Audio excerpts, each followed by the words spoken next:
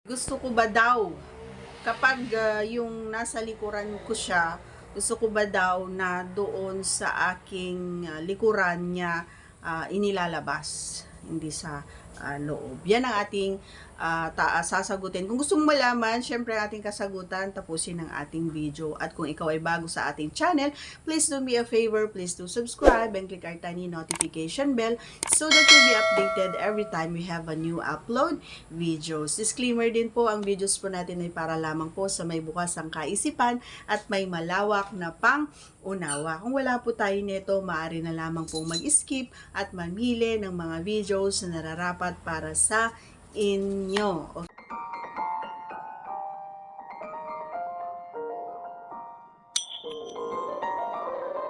Hindi naman kung bago ka lang sa ating channel, hindi mo alam yung aking kasagutan. Kasi alam nyo, mga kaya manood ka ng mga videos ko, idol, ha?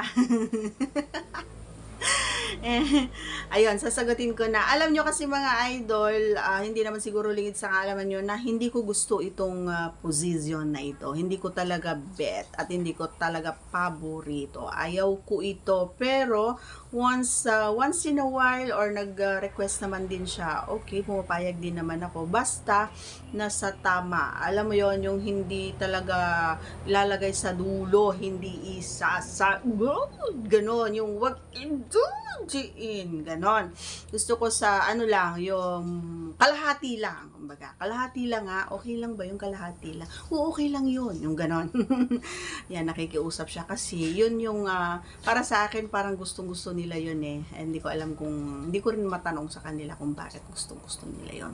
So, yes, nagkakaroon ng pagkakataon na doon siguro para sa naisip ko minsan gusto niya lang ma-experience, pero ang totoo noon isang beses lang ata nangyari yun mga idol, hindi niya na inulit kasi nga sabi ko sa kanya nagpapakahirap tayo tapos ilalabas mo lang, di ba?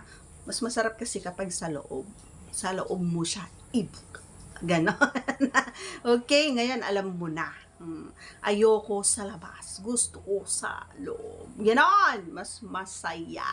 Kasi nga pinagpaguran mo yun eh. Bakit mo itatapon, idol?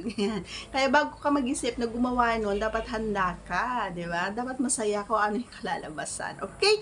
So that's all for today's video. Salamat po sa panonood. Once again, please do me a favor, please do subscribe and click our tiny notification bell so that you'll be updated every time we have a new upload videos. Bye! Salamat po. Bye!